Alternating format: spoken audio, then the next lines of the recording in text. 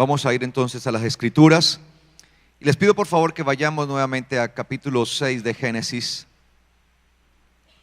Capítulo 6 de Génesis allí. Versículo 9. Estamos hablando acerca de Noé.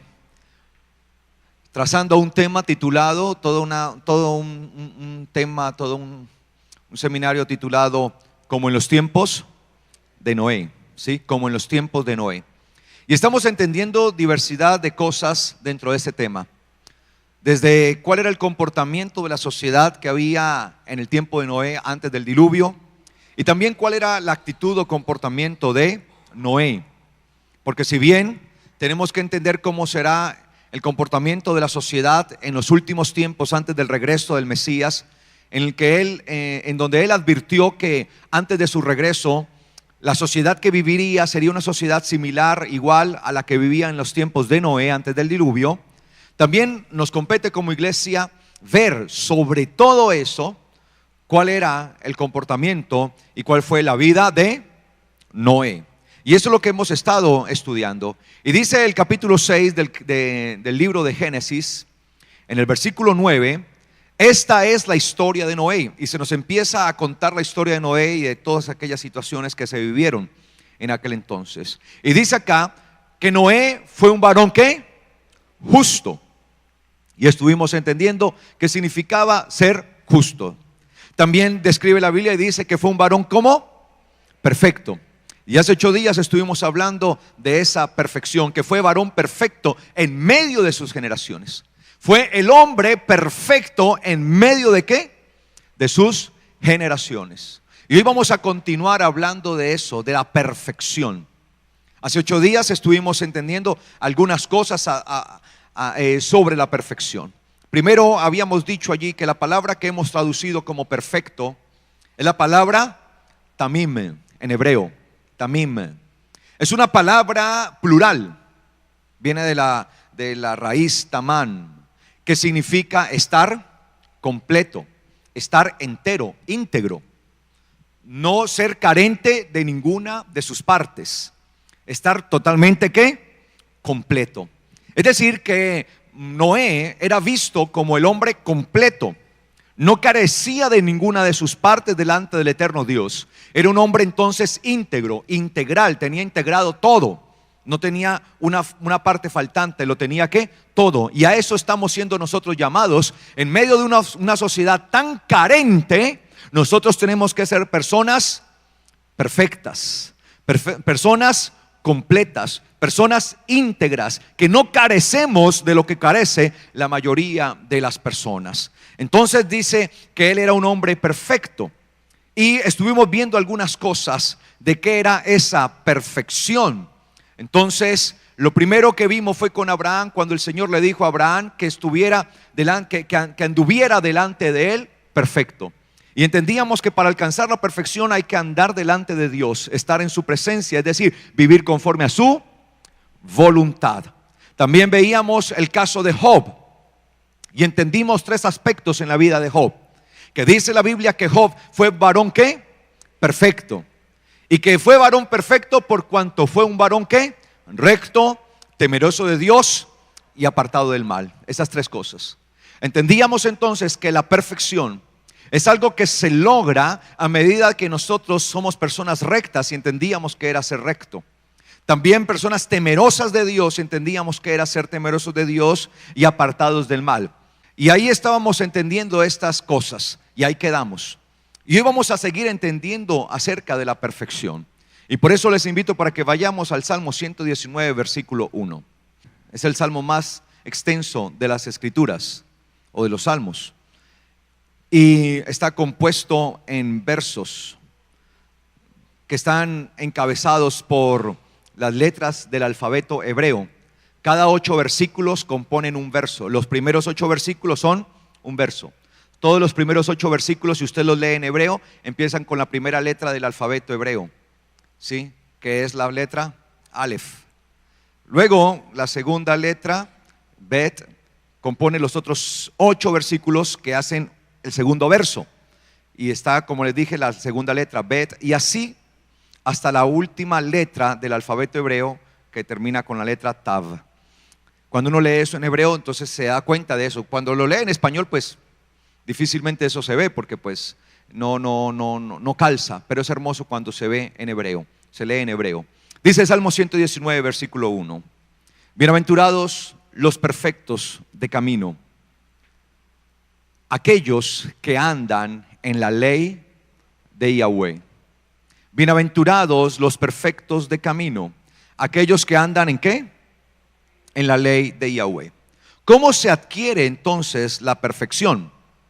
¿Cómo se llega a la perfección según lo que nos enseñan las Escrituras? Pues las Escrituras nos están revelando y nos están mostrando allí que esa perfección necesaria para ser diferentes en medio de una sociedad tan carente, en una sociedad que le falta, que adolece de muchísimas cosas, que es incompleta, una sociedad que le falta mucho. Lo que más se necesita en la persona para la perfección es andar o conducirse conforme a ¿qué? A la ley. Bienaventurados, ¿sí? Dichosos, felices. Esa expresión que aparece allí es una expresión de majestad, ¿sí? Esa expresión bienaventurados, Esher en hebreo, Esher, que habla del gozo inefable, del gozo que solamente se puede entender cuando alguien lo experimenta, alguien lo vive. Es un gozo, es una alegría que no se deriva de una circunstancia meramente, sino que es algo continuo en el ser humano. No es la alegría de un momento por la circunstancia que algo produce, sino que es un gozo continuo que no es estorbado por nada, que no tiene ningún tipo de estorbo. Por eso la palabra Esher, bienaventurado en hebreo, que se ha traducido como bienaventurado, gozoso, feliz. Algunas Biblias por eso lo traducen como felices, otros como gozosos, otros como bienaventurados. No sé, ¿en alguna Biblia hay acá que diga gozosos, felices? ¿Hay alguna? O que aparte de bienaventurados diga otra palabra. ¿Gozosos? ¿Bendecidos? Ok, sí, muy bien, porque la bendición del Señor es la que enriquece. Esa palabra Esher viene de una raíz hebrea, porque recuerda que cada palabra siempre tiene su raíz. Y esta raíz de la cual viene la palabra Esher, la palabra Ashar en hebreo, que habla de la firmeza que alguien debe tener. Es una firmeza, es algo que no se tuerce. Es alguien que está parado en la raya, es alguien que comúnmente está sin vacilaciones, no hay dualidad en su vida, no hay ese doble pensamiento, no hay duda, como dice la Escritura, dice el apóstol Santiago, que el que duda es como ¿qué? Como la onda del mar que va de aquí para allá. Nosotros no somos de los que dudamos, sino de los que estamos ¿qué? Firmes. Es decir, que ese gozo, esa felicidad, esa bienaventuranza viene como resultado de permanecer ¿qué? Firmes. Entonces lo que está diciendo el salmista es: bienaventurados aquellos que, o el gozo de estar firme en la perfección. Nosotros estamos llamados a permanecer firmes ¿en qué? En la perfección, ¿sí? Perfectos de camino, en la perfección de nuestro caminar. Cuando habla allí de camino, obviamente está hablando de la vida que nosotros vivimos. Comúnmente la Biblia usa la expresión derech, camino, para hablar de esto, para mostrar la vida del hombre, porque el camino del hombre muestra lo que es ¿qué? Su vida. Conforme es el caminar del hombre, conforme es el camino que el hombre sigue, pues esa es su vida. Si el hombre sigue un camino torcido, es porque eso es lo que hay en ¿dónde?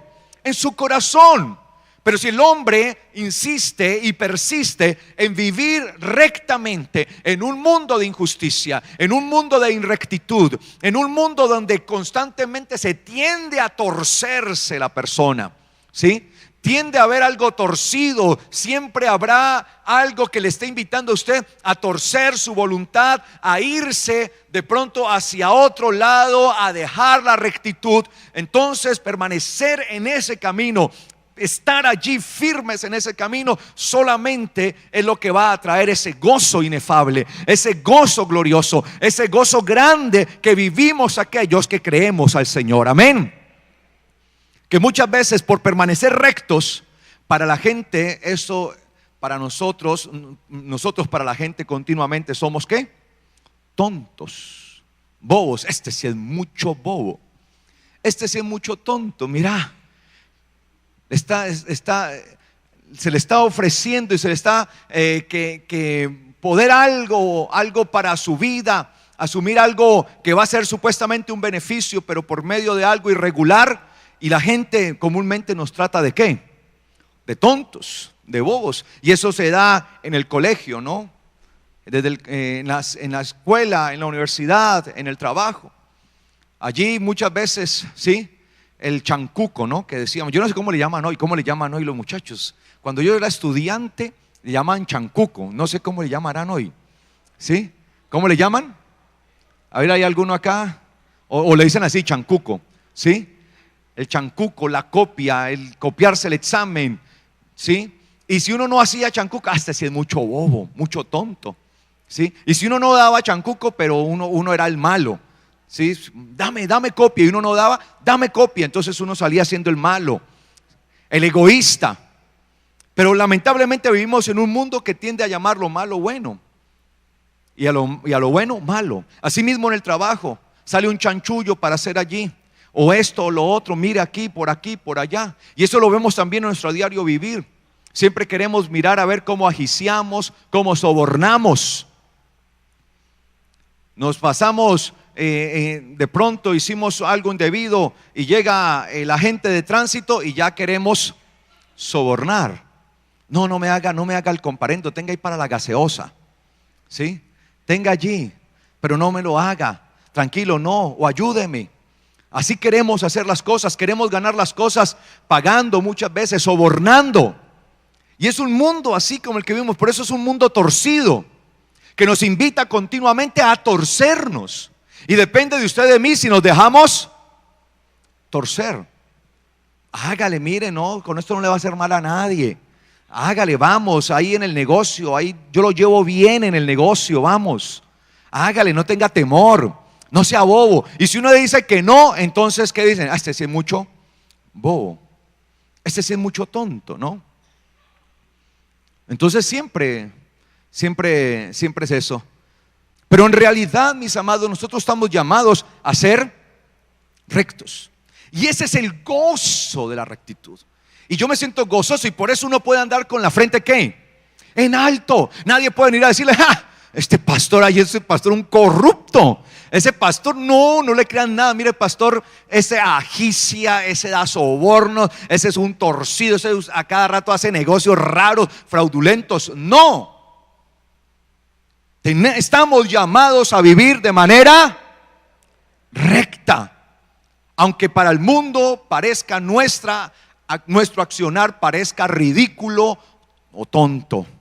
Y por eso dice aquí la escritura: bienaventurados los perfectos de camino, los que andan en la ley de Yahweh. Por tanto, mis amados, la perfección viene como resultado de andar ¿en qué? En la ley de Yahweh. Por eso cuando nosotros vemos dentro de la ley de Yahweh, ¿sí?, encontramos cosas que comúnmente nosotros ni nos imaginamos que se encuentran, pero ahí están. Y nosotros tenemos que estar siempre, por tanto, atentos a lo que dice la ley de Yahweh, porque por medio de ella es que alcanzamos ¿qué? Perfección, ¿sí? Perfección. Nosotros alcanzamos perfección. Por eso dice, por ejemplo, Deuteronomio 16:19, dice: no tuerzas el derecho, no hagas acepción de persona, ni tomes soborno, porque el soborno ciega los ojos de los sabios y pervierte las palabras de los justos. Miren, la Biblia habla del no sobornar, por ejemplo. Entonces, cuando uno empieza a vivir conforme a la ley de Yahweh y conoce exactamente la ley de Yahweh, el camino de uno empieza a ser ¿qué? Perfecto. Y llegará alguno y le diga: ay, pastor, entonces es malo darle para la gaseosita, colaborarle ahí a la gente de tránsito, es malo. Uno darle la colaboracióncita. ¿Cómo que? Eso pervierte, dice la palabra, pervierte al justo. La Biblia dice: no tuerzas el derecho. Porque cuando una persona, por ejemplo, soborna, lo que está haciendo es ¿qué? Pervirtiendo el derecho. Por eso también dice Deuteronomio 27:25: maldito el que recibe soborno para quitar la vida del inocente. Y dirá todo el pueblo: amén. Y dirá todo el pueblo: amén. Pero la gente a esto no le dice amén, porque la gente ve, por ejemplo, este tipo de cosas como algo ¿qué? Natural, como algo, eso se hace, eso lo hace todo el mundo. Hágalo, no sea tonto, todo el mundo. Y si usted no lo hace, otro lo hará. Entonces, ¿para qué pone de bobo? Hágalo. Precisamente por eso es que nosotros somos diferentes. Y eso es lo que Dios le había dicho a Israel: ustedes serán un pueblo diferente de entre todas las naciones. Y eso es lo que nos diferencia a nosotros como pueblo de Dios, como hijos verdaderos de Dios. Porque ¿en qué se diferencia un hijo de Dios que hace lo mismo que hace el mundo? Pues en nada. Por tanto, estamos siendo hijos del diablo, no hijos de Dios. Y cuando nosotros vivimos conforme a lo que dice la palabra del eterno Dios, conforme a lo que dice la ley, la Torah de Dios, vamos a hacer que nuestro camino sea perfecto. Pero para eso hay que conocer la Torah de Dios. Hay gente que ni siquiera sabe, por ejemplo, que la Torah habla del soborno, de no dar soborno. ¿Cómo así la Biblia habla de no sobornar? Yo no sabía. Pues como eso no está dentro de los 10 mandamientos, y ni siquiera se sabe los 10 mandamientos, porque uno le pregunta a la gente los 10 mandamientos, no se lo sabe. No se lo sabe. Así me pasó una vez, fui a dar una conferencia a un grupo de personas. Habían más o menos unas 100 personas ahí, más o menos. Allí era un grupo de la policía. Y empecé diciéndoles: bueno, colabórenme, hagan un favor, díganme 10 marcas de cerveza. Y eso en un momentico me dijeron todas, hasta unas que yo ni conocía. Yo: ¿de verdad eso es una marca de cerveza? Sí, de verdad, es una marca de cerveza. Y yo, pero un momentico, sin dilación, sin vacilación. De hecho, me dijeron mucho más de 10. Yo les dije: ya, dejen ser tan tomatragos, ya. Y eso me dijeron como 20. Le digo: bueno, así con esa misma forma que me dijeron las 10 marcas de cerveza, díganme los 10 mandamientos. Y entre los 100 que había ahí aproximadamente, no pudieron completar ni 5. Yo sí, porque sabemos más de marcas de cerveza que de los mandamientos. Porque sabemos más de lo pasajero, de lo que no importa, que de lo relevante, de lo importante. ¿Cuán importante es la ley de Dios para nuestra vida? Cuán importante es la ley, la Torah de Dios, porque ella es la que enriquece nuestra vida y la que hará que nuestro camino sea ¿qué? Perfecto. Por eso dice: bienaventurados, dichosos, gozosos, felices, bendecidos, los perfectos de camino, aquellos que andan en la ley de Yahweh. ¿Quiénes son los perfectos de camino? Pero andar en la ley de Yahweh es transitarla, es ir por ella. Yo transito.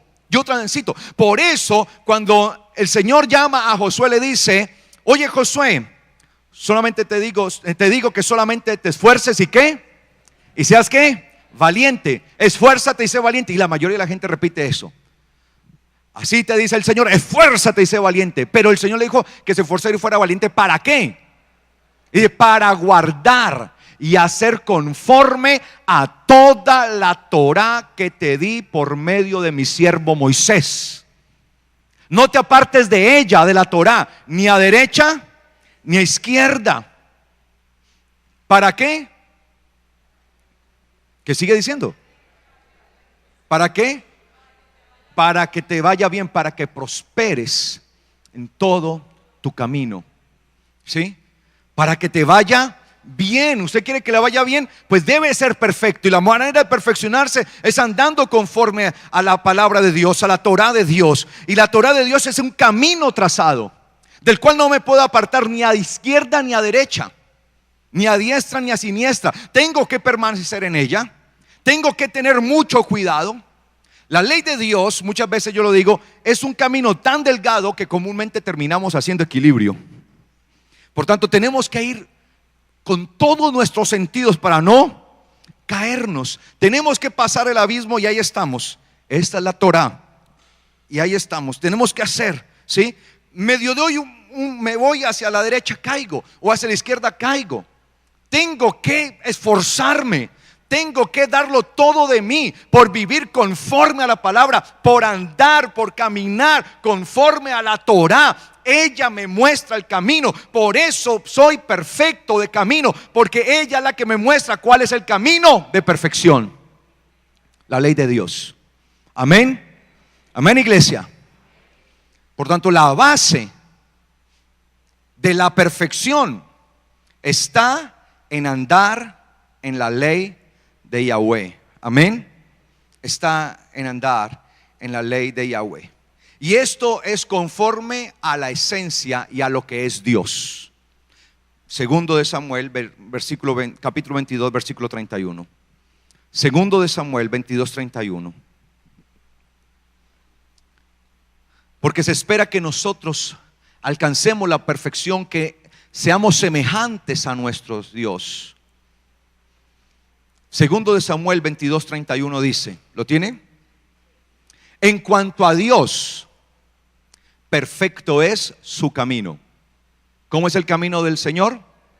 ¿Cómo es el camino del Señor? ¿Por cuál camino tenemos que andar? ¿Porque nosotros trazamos o el de Él? Por el de Él. Dice, en cuanto a Dios, perfecto es su camino, y refinada es la palabra de Yahweh. Mire, la palabra de Yahweh es ¿qué? Refinada. Esa palabra que aparece ahí, refinada, es el proceso que se hace con los elementos como el oro, que se refina en medio del agua, en medio del fuego, y se refina y se refina y se refina hasta lograr su más alta pureza. Es decir, que la palabra es la más alta pureza dada por Yahweh. Refinada es la palabra de Yahweh y es el escudo de todos los que en Él esperan. Por tanto, la palabra misma, la palabra de Yahweh, se constituye ¿en qué? En una protección para uno, en un escudo. El elemento de protección que tenían los soldados era ¿qué? Su escudo. Cuando usted vive conforme a la palabra, está perfeccionando su camino día a día. Pero no solamente está perfeccionando, sino que empieza a hacer alrededor de usted ¿qué? Un escudo, una barrera protectora.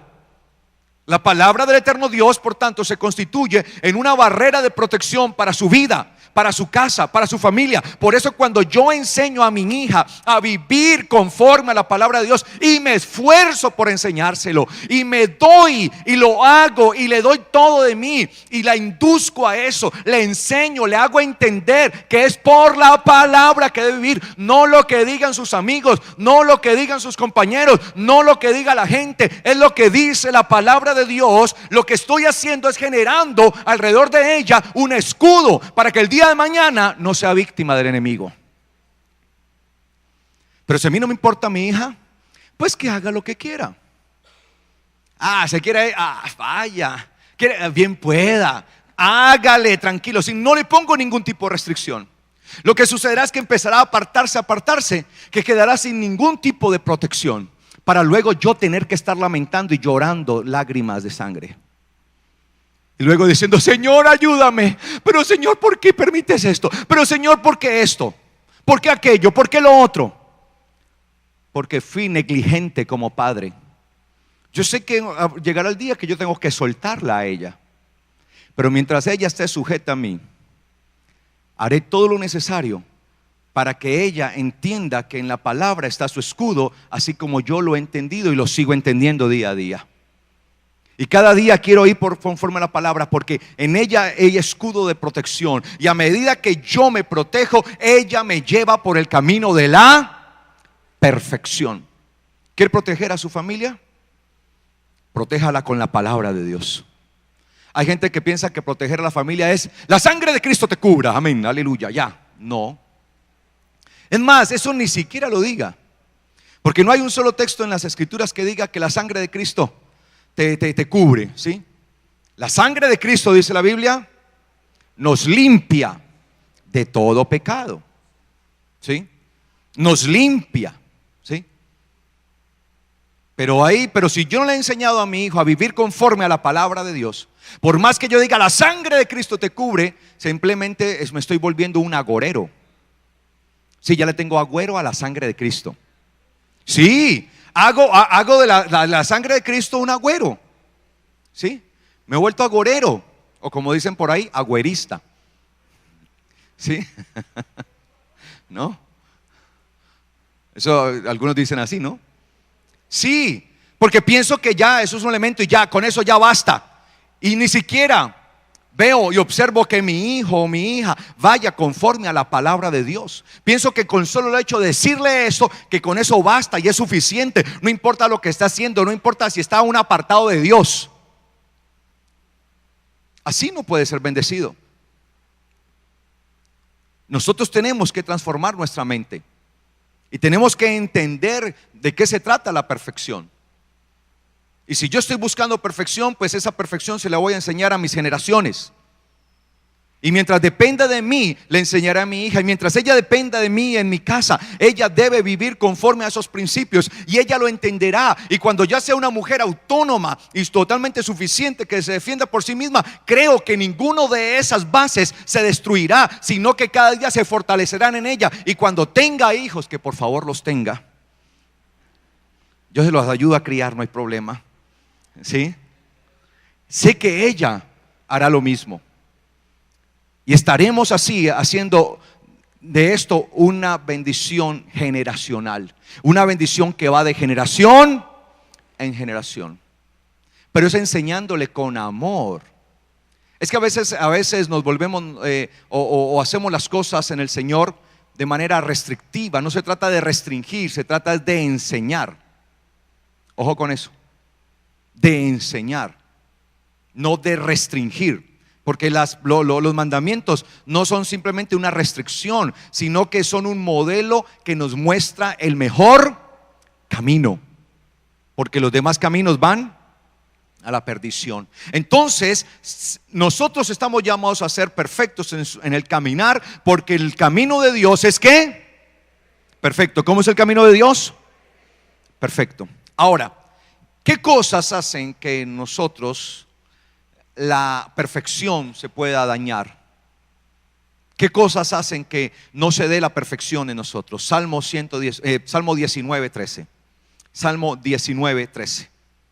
Enemigos de la perfección, que obviamente se constituyen en enemigos de la palabra y de la Torah de Dios. Salmo 19, disculpe, se me quedó el 119, no, 19:13, ¿lo tiene? Dice el Salmo 19:13: aparta también a tu siervo de la arrogancia, de la altivez, del orgullo, de la prepotencia. ¿Qué más? ¿De la qué? ¿Del poder? De la soberbia. Eso, muy bien. Tantos sinónimos que puede haber, que pueden darse en esta palabra, ¿sí? Aparta, ¿sí? Aparta también a tu siervo. Es un ruego, ¿no? Es una petición, ¿sí? Es hacer a un lado, ¿no? Como dejarme a un lado para que no suceda esto. Aparta a tu siervo también. ¿De qué? De la soberbia, de la arrogancia, de la presunción.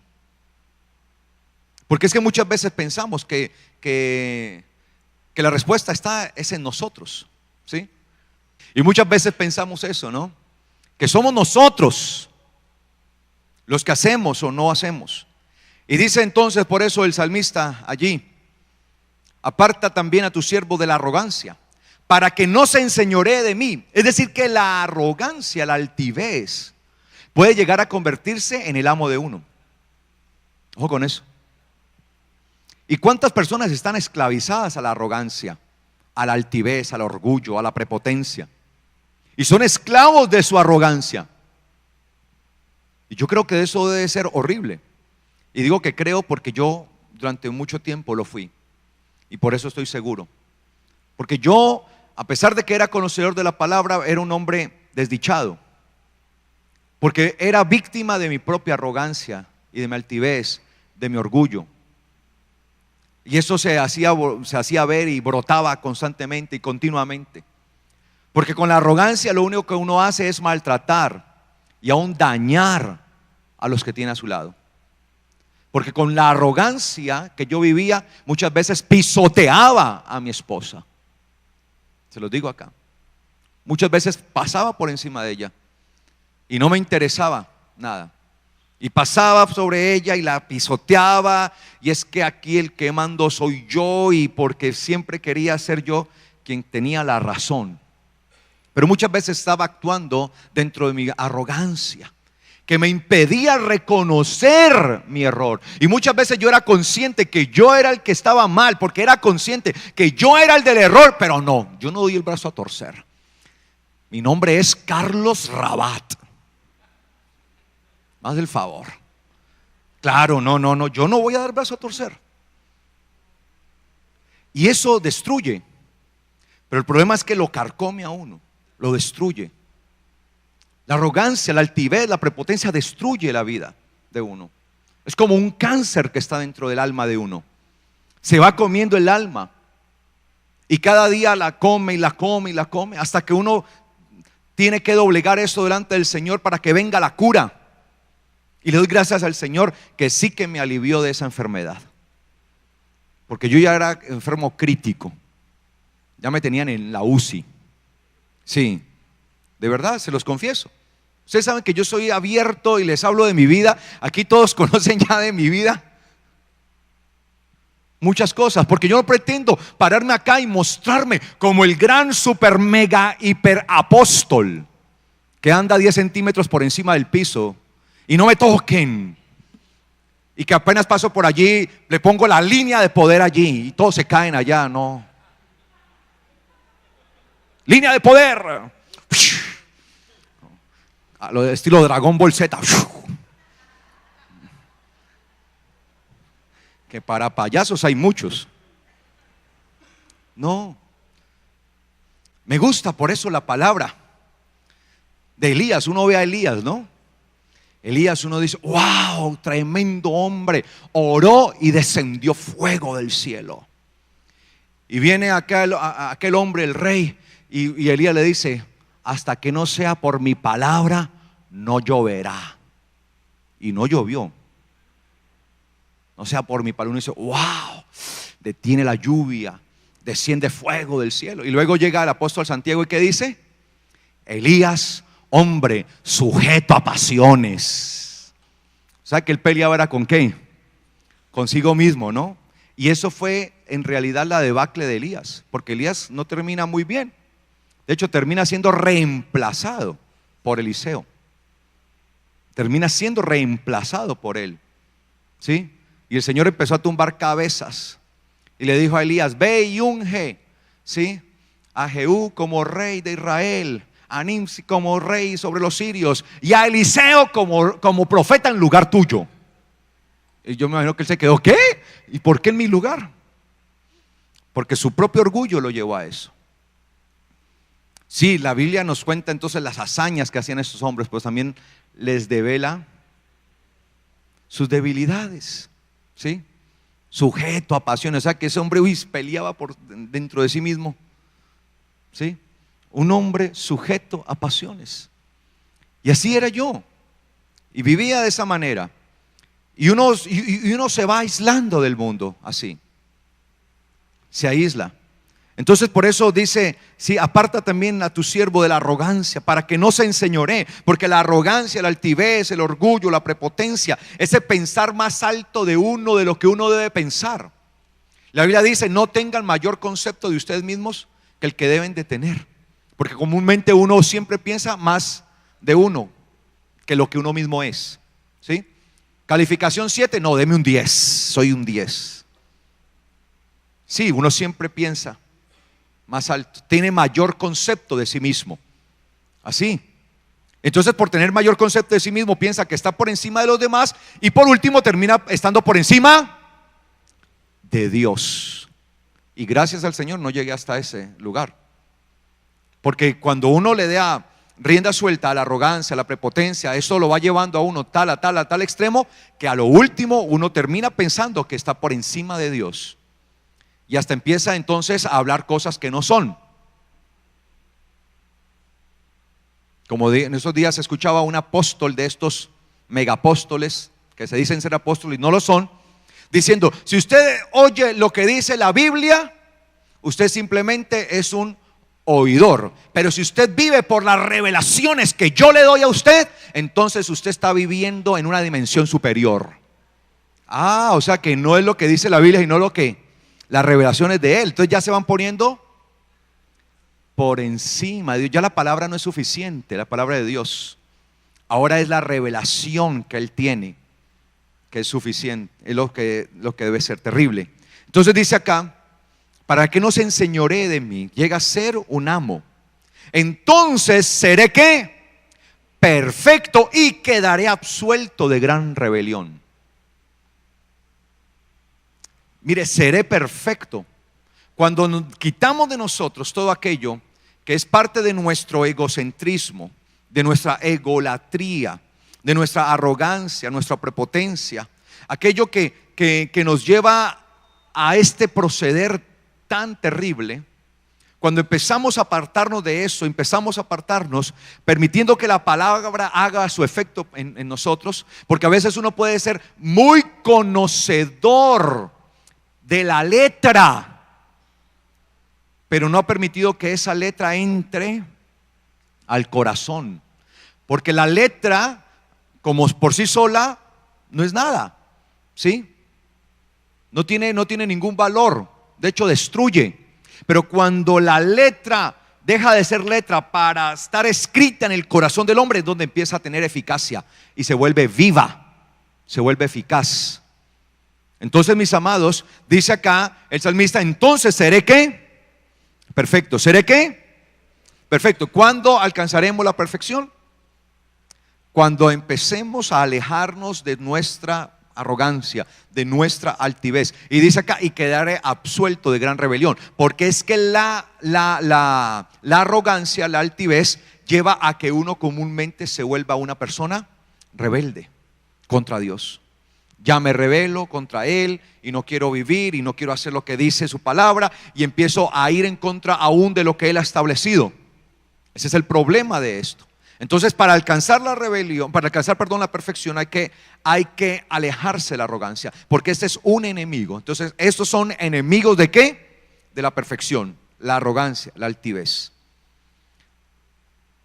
Otro, Ezequiel 22:15. Rápidamente, por favor.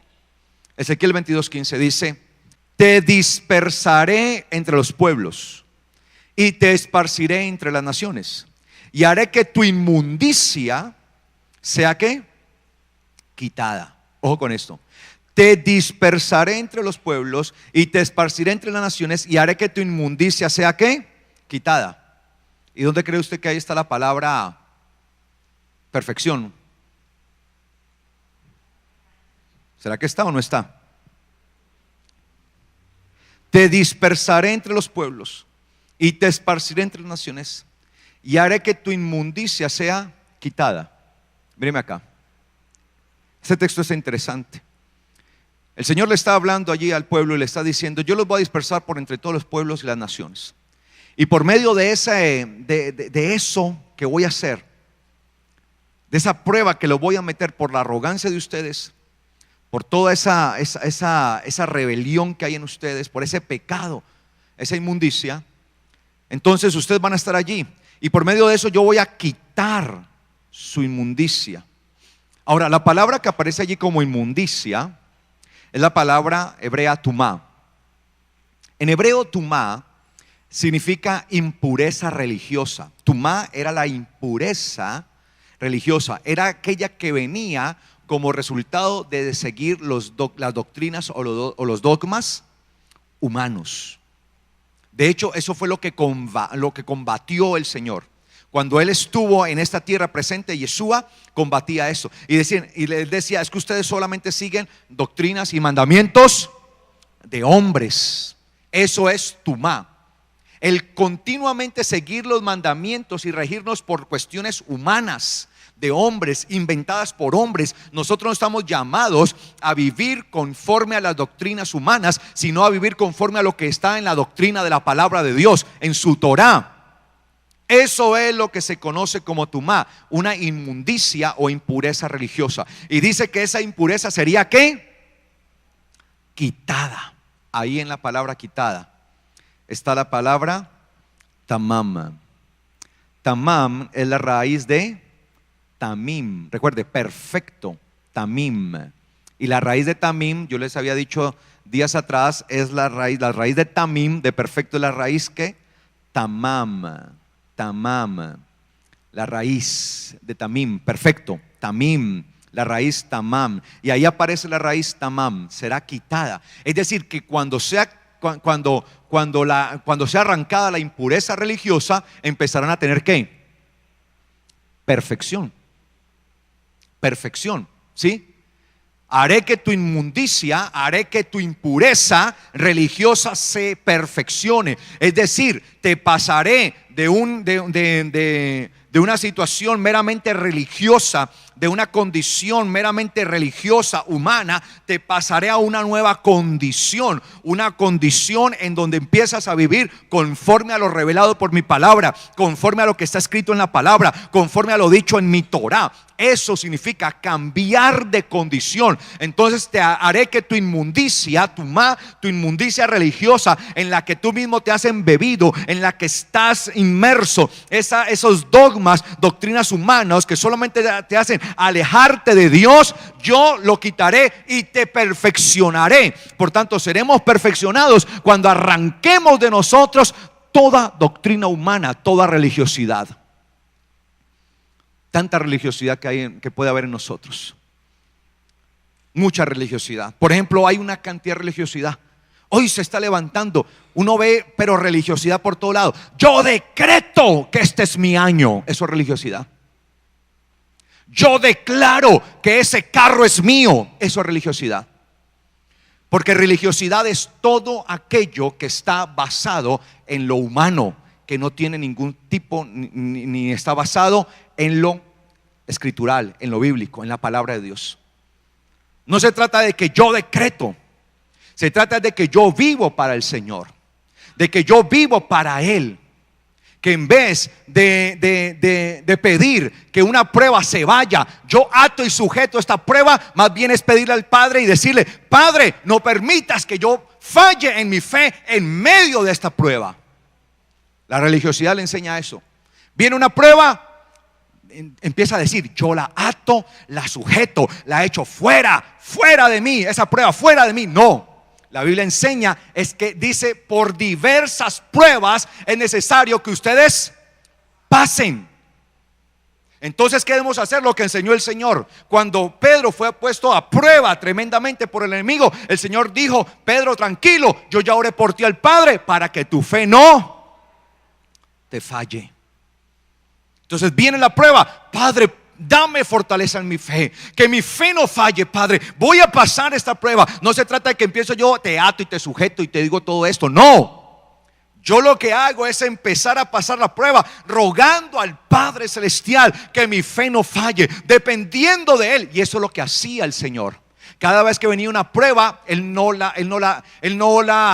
huía de ella, Él la pasaba. Él pasaba la prueba y siempre tenía la victoria. Entonces hoy estamos en una cantidad de religiosidad. Pacte, otra religiosidad. Pacte para que le vaya bien. Pacte para que Dios le haga un milagro. Religiosidad. Y mientras vivamos en tumá, en impureza o inmundicia religiosa, no seremos perfeccionados. Porque el Señor no nos ha mandado a pactar. El Señor nos está llamando a que entremos ¿en qué?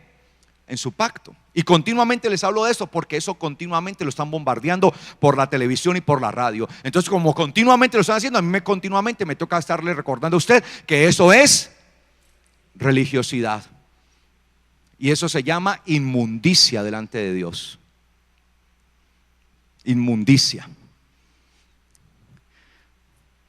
Por ahí salen muchos, ¿no? y salen y con unas cosas y con unos cuentos, ¿sí?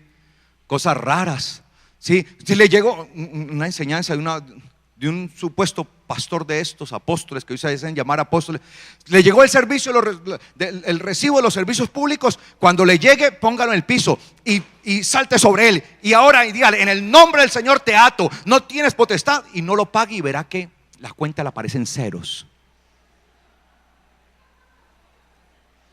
Eso es falso. Si usted no lo paga, le cortan los servicios. Eso es religiosidad. Porque no están viviendo conforme a la palabra. En vez de decirle: Padre, tu palabra dice que tú prosperarás la obra de mis manos. Gracias, en ti voy a trabajar, Señor. Porque la palabra dice que el que no trabaje, que no come. Gracias porque tú me permites, por medio del trabajo, por medio de la fuerza que me das, hacer, Señor, las riquezas para poder pagar esto y ayudar a otros si es necesario. Pero es que salte sobre los recibos. Eso es religiosidad. Religiosidad, mis amados. ¿Sí? Es una cantidad de cosas tremendas. ¿Quién dice que uno tiene que hacer eso? Eso sí son locuras, eso sí son cosas que no tienen sentido. No tienen ningún tipo de sentido. Y eso es una de las cosas que está impidiendo que la iglesia pueda andar en perfección. Que seamos como Noé, perfectos, en perfección. Porque hoy salen con una cantidad de cosas terribles y tremendas. Y vemos una cantidad de cuentos y de todo esto. Por allá salió otro loco de estos, falso, ¿sí? Que tenían una cantidad de escobas, yo no sé cuántas escobas tenían allí, y las habían ungido, ¿sí? Y usted pactaba por una escoba de esa y se la llevaba para que con ella barriera. Y cuando barría, iban a salir todos los demonios. ¿De dónde sacan tanta estupidez? Dice uno. Oiga, pero es que, o sea, ¿cómo puede un cerebro producir tanta estupidez? Eso es la verdad, yo no entiendo. O sea, que las escojas ungidas. Y de verdad, y la gente corría: mi escoba ungida, y allá, yo me imagino la gente sigue echándonos los espíritus inmundos. Se vuelven agoreros porque piensan que en eso está el poder. Otra falsa profeta por allí que pinta cuadros. Y ella dice que Dios le ha dado la unción de impregnar los ángeles en sus cuadros. Por tanto, que cuando ella pinta los cuadros y usted le manda una buena donación, porque siempre está condicionado a eso, una buena donación, entonces a usted le llegará un cuadro de ella. Y cuando usted ponga el cuadro de ella en su casa o en su apartamento, inmediatamente los ángeles que hay en ese cuadro se manifestarán en su casa y le protegerán. Aleluya, gloria a Dios. Y la gente: ay, sí, yo quiero ángeles. Ahí están los ángeles protegiéndome. Se han vuelto idólatras. Eso es religiosidad. Inmundicia. ¿Cómo se llama eso delante de Dios? Inmundicia religiosa. Porque ya no hacemos lo que dice la palabra. Ya no le enseñamos a la gente: usted tiene que trabajar, tiene que hacer las cosas, sino que simplemente decrete, hable, diga y espere. Y si no le llegan las cosas, es que le falta fe. Métale fe, métale fe, métale fe. Religiosidad. ¿Tenemos el Dios todopoderoso? Sí. ¿El Dios que hace cosas grandes? Sí. Y yo he visto muchas señales y milagros de Dios, pero cada señal y milagro de Él tiene un propósito. Amén. Y creemos en el Dios todopoderoso, el que nos levanta, el que nos bendice.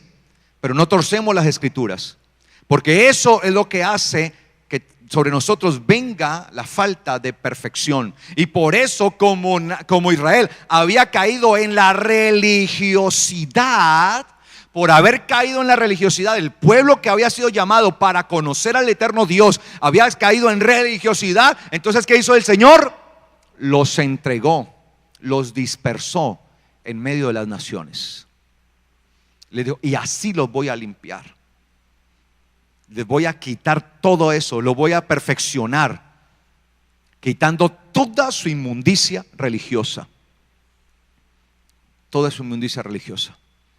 Entonces muchas veces hacemos de este tipo de cosas agorería, o pensamos que es así.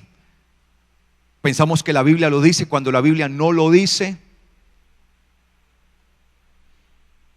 Como días atrás, y con esto voy terminando, días atrás, un predicador, yo no sé hoy qué salen con tantas cosas, vuelvo y digo que uno se queda ya aterrado, ¿sí?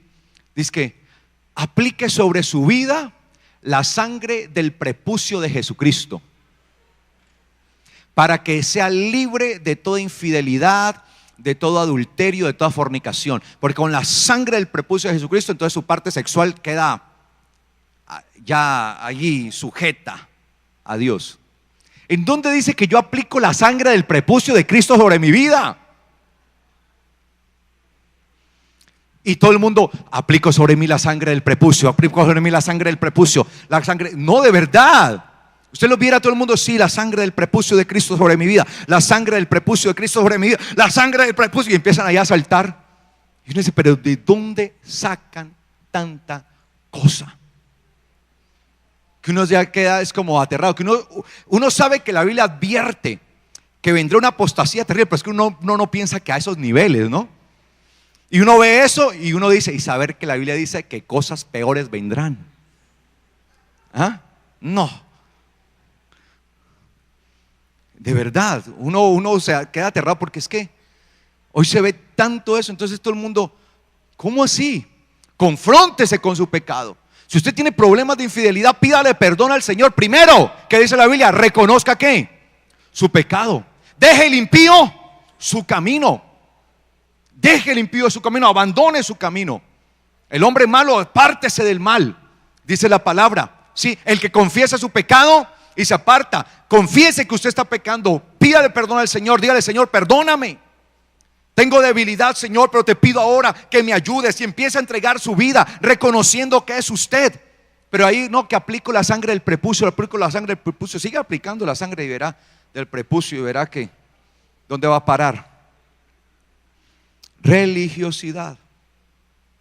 Y todo ese tipo de cosas tan extrañas que hoy están saliendo, porque es que eso es muy extraño, y por eso a algunas personas les da miedo ir a una iglesia. Porque han visto unas cosas por la televisión o por la radio, uy, no, y porque piensa que todo es igual. Entonces la gente dice, uy, no, pero es que ¿qué me van a hacer a mí? Hay gente que para en la puerta y, ¿pero qué me van a hacer? No, ¿qué me van a hacer? Y verdad, les da miedo porque piensa que aquí les van a hacer algo. Pues porque han visto tanta cosa. Una persona tenía miedo, es que yo he visto que esos se caen y se revuelcan y empiezan a vomitar y a echar espumarajo y todo. Yo no quiero que eso me pase. No, tranquilo, que aquí no le va a pasar eso. Ahí sí. No, es que yo he visto eso y se ponen las sillas en la cabeza y se azotan y todo eso y una cantidad de cosas y dan vuelta y se tiran. Tranquilo. Porque todas esas cosas son sencillamente ¿qué? Religiosidad. ¿Qué es religiosidad? Todo aquello que no es conforme a la palabra de Dios. Por eso nosotros nos sujetamos ¿a qué? A la palabra del eterno Dios. Amén. Vamos a dejar hasta ahí con la ayuda del Señor. Dentro de 8 días continuamos. Colóquese de pies, por favor.